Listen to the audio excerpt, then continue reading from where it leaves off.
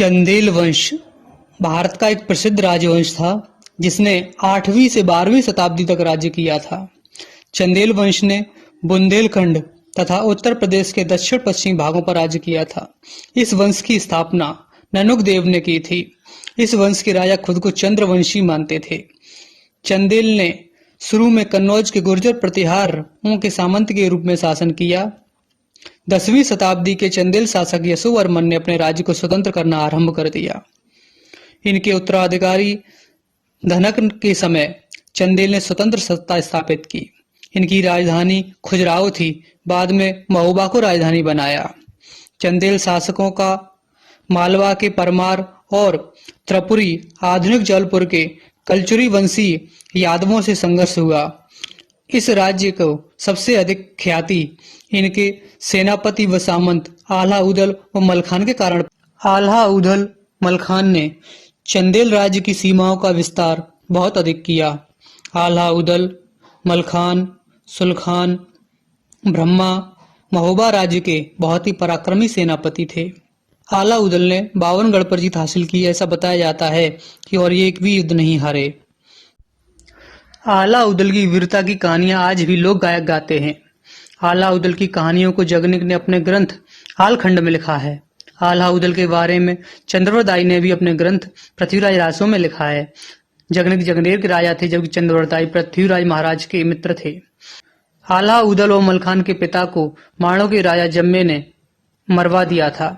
आल्हा उदल मलखान के कारण कोई भी राजा महोबे पर हमला करने से घबराता था। इसी कारण उरई के राजा माहिल परिहार आल्हा उदल के खिलाफ षड्यंत्र रचते रहते थे। अब हम आपको आल्हा उदल की सेना के सेनापतियों के बारे में बताते हैं। इस लिस्ट में जिस योद्धा का नाम सबसे पहले आता है वह कोई और नहीं स्वयं आल्हा हैं। आल्हा चंदेल सेना के सबसे पराक्रमी सेनापति थे। इनके पिता की बचपन में ही करिंगा ने हत्या कर दी थी। राजा परमाल और रानी मल्लाह ने इन लोगों का पालन पोषण किया था। राजा परमाल ने आल्हा को अपने पुत्र की तरह पाला था। आल्हा के नाम पर ही जगनिक ने आलखंड की रचना की।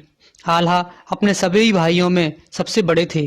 आल्हा को इतना पराक्रमी बताया जाता है कि जब भी कोई योद्धा नहीं जीत पाता था तो अंत में आल्हा ही युद्ध करने जाते थे। आल्हा मां शारदा के परम भक्त थे। आलखंड में इनको अमर बताया गया है।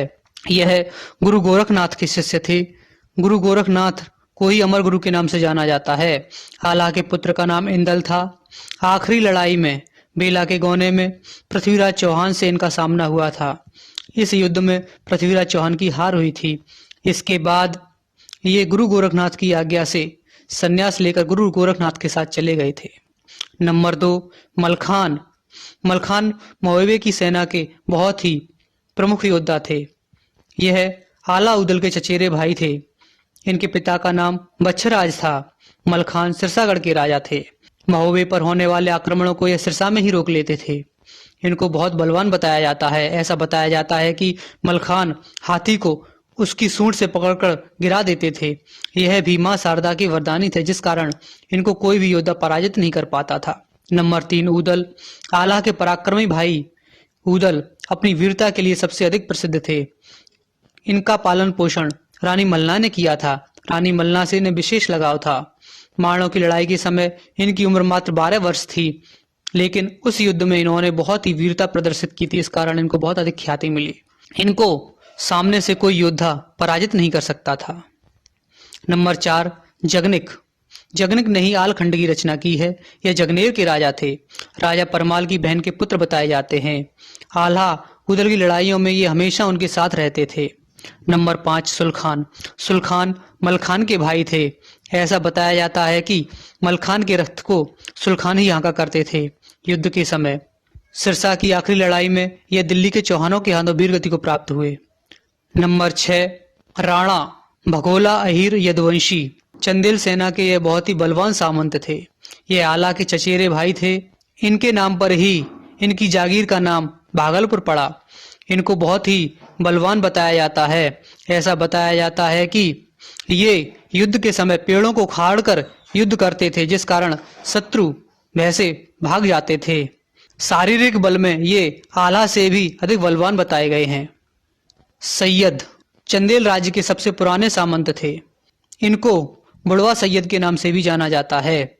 युद्ध के समय रणनीति बनाने की में प्रमुख भूमिका निभाते थे। ढेवा ढेवा को आलखंड में आला उदल का भाई चचेरा भाई बताया गया है। ये शगुन निकालने और पंडिताई में माहिर थे, इस कारण कहीं कहीं इनको ब्राह्मण भी बताया गया है। युद्ध पर जाने से पहले यह शुभ मुहूर्त निकालते थे। ये कालिंजर के सामंत थे। सुखना सुखना तिलहरीगढ़ के चंदेल सामंत थे।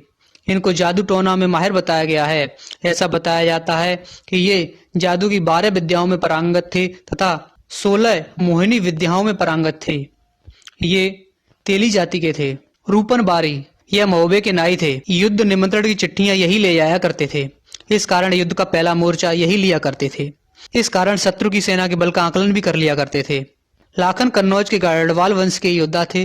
कन्नौज के युवराज थे। कन्नौज के राजा जयचंद के भाई रतिभान के पुत्र थे। इनके पिता रतिभान को संयुक्ता स्वयंवर के समय पृथ्वीराज चौहान द्वारा मार दिया गया था। यह उदल के परम मित्र थे। इसी कारण ये सदैव आला उदल के साथ युद्ध किया करते थे।